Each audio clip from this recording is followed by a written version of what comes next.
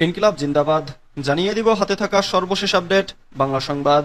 প্রথমেই সংবাদ শিরোনাম। শেখ হাসিনার বিচার দ্রুত হওয়া দরকার বলেছেন অ্যানি। এরপর জানিয়ে দিব জনগণের সরকার প্রতিষ্ঠার মাধ্যমে পরিপূর্ণ গণতন্ত্র আসবে। এদিকে অনেক ছাত্রদের মধ্যে সুবিধাবাদী প্রবণতা দেখা যাচ্ছে বলেছেন নূর। আরো জানিয়ে দিব জুলাই গণঅভ্যুত্থানের মালিকানা ছিনতাই করেও এনসিপি ব্যর্থ বলেছেন নাসির। সর্বশেষ জানিয়ে দিব প্রতিযোগী না হয়ে প্রতিপক্ষ হলে পঞ্চগড় জেলারও ক্ষতি হবে বলেছেন সার্জিস। এতক্ষণ শুনছিলেন সংবাদ শিরোনাম, এবারে বিস্তারিত। শেখ হাসিনার বিচার দ্রুত হওয়া দরকার বলেছেন অ্যানি। ভোট ছাড়া ক্ষমতায় থেকে শেখ হাসিনা গত 17 বছর দুর্নীতি দুঃশাসন তৈরি করেছে। এর বিচার দ্রুত হওয়া দরকার। বিচার না হলে শেখ হাসিনা আবারও সুযোগ গ্রহণ করবে। যদি আরেকবার সুযোগ গ্রহণ করতে পারে আগের চেয়ে বেশি অত্যাচার করবে।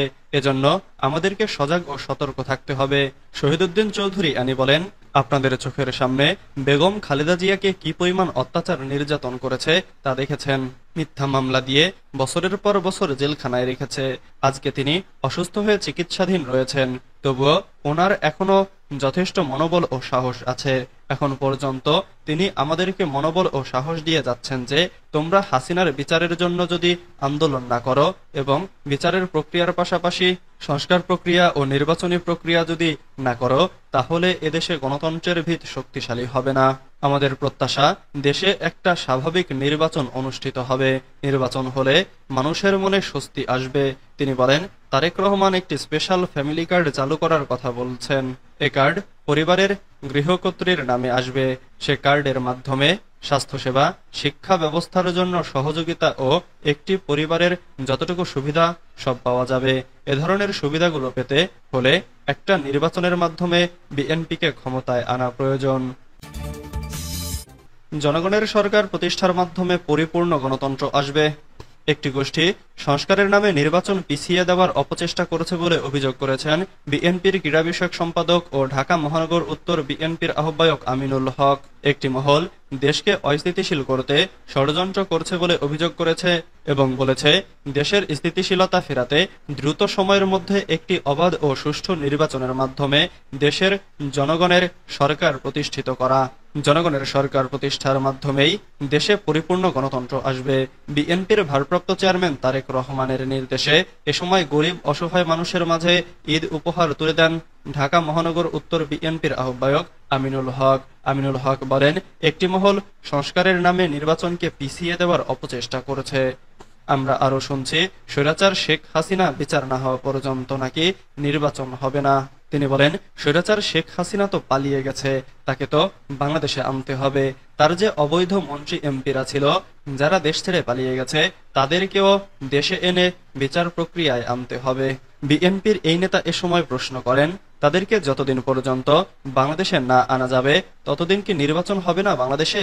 এটা তো হতে পারে না। সংস্কার একটি চলমান প্রক্রিয়া, এটা যুগের পর যুগ চলতে থাকবে। সংস্কারের নামে নির্বাচন পিছিয়ে দেওয়ার কোনো সুযোগ নেই। জাতীয় ফুটবল দলের সাবেক এই অধিনায়ক বলেন, স্বৈরাচারী শেখ হাসিনার ফাঁসি আমরাও চাই, কিন্তু স্বৈরাচারের বিচারের সঙ্গে নির্বাচনের কোনো সম্পর্ক নাই।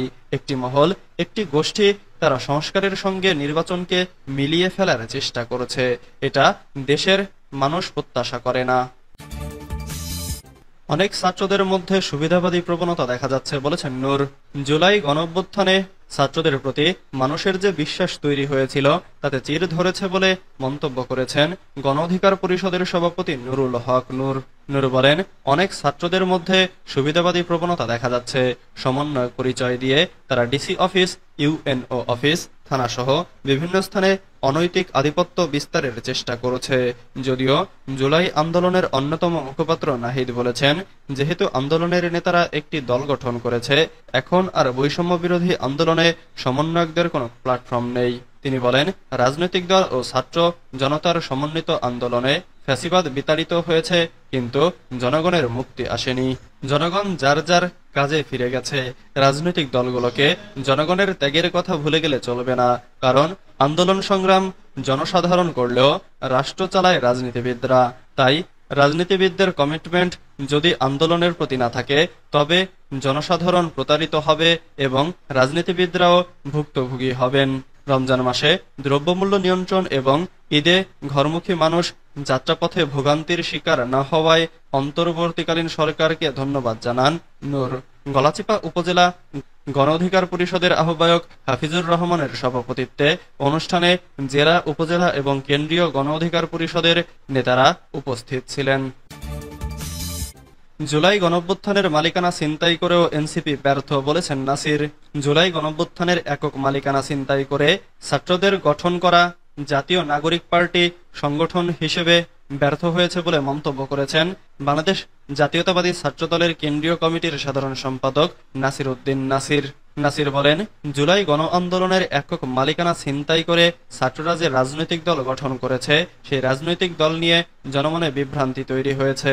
তার একটি সংগঠন হিসেবে ব্যর্থ হয়েছে, তা এদেশের মানুষ ভালোভাবেই বুঝতে পেরেছে। তিনি বলেন, নতুন যে রাজনৈতিক দল গঠিত হয়েছে ন্যাশনাল সিটিজেন পার্টি, তারা বিভিন্ন সময়ে দ্বিতীয় রিপাবলিকানের কথা বলছে। জুলাই গণঅভ্যুত্থান পরবর্তী সময়ে বিভিন্ন কথাবার্তা বললেও তারা তাদের নেতাকর্মীদের এক ধরনের চাঙা রাখার জন্যই এসব কথা বলেছে, কিন্তু আদৌতে তারা নির্বাচনের জন্য অনেক বেশি ব্যস্ত হয়ে গিয়েছে। প্রতিযোগী না হয়ে প্রতিপক্ষ হলে পঞ্চগড় জেলারও ক্ষতি হবে, বলেছেন সার্জিস। রাজনৈতিক দলের নেতারা প্রতিযোগী না হয়ে প্রতিপক্ষ মনোভাবাপন্ন হলে আন্তদলীয় ক্ষতি যেমন হবে, তেমনি পঞ্চগড় জেলার ক্ষতি হবে বলে মন্তব্য করেছেন জাতীয় নাগরিক পার্টির উত্তরাঞ্চলের মুখ্য সংগঠক সার্জিস আলম। সার্জিস বলেন, আমাদের মধ্যে যেমন রাজনৈতিক দলের ভিন্নতা রয়েছে, তেমনি মতপার্থক্য থাকবে কথায় ও কার্যক্রমে। আমরা প্রতিযোগী না হয়ে যদি প্রতিপক্ষ হই, তাহলে ক্ষতি যেমন আমাদের আন্তদলীয় হবে, তেমনি ক্ষতি পঞ্চগড় জেলারও হবে। তাই সবাইকে ঐক্যবদ্ধভাবে মানুষের জন্য কাজ করতে হবে। তিনি বলেন, আমাদের সবাইকে প্রতিটি কাজের আগে খুনি শেখ হাসিনার বিগত 16 বছরের কার্যক্রম ও গণঅভ্যুত্থান মনের ভেতরে রাখতে হবে। সেই ইতিহাস সঠিক পথের দিকে নিয়ে যাবে। এনসিপির উত্তরাঞ্চলের মুখ্য সংগঠক বলেন, পঞ্চগড় জেলাকে যদি এগিয়ে নিয়ে যেতে চাই, তাহলে সবার মধ্যে সৌহার্দ্য ও পারস্পরিক শ্রদ্ধাবোধপূর্ণ সম্পর্ক থাকতে হবে। যদি সৌহার্দ্যপূর্ণ সম্পর্ক থাকে, দিন শেষে এটা পঞ্চগড়ের জন্য ভালো, আর সেটা আমাদের সবার জন্য ভালো।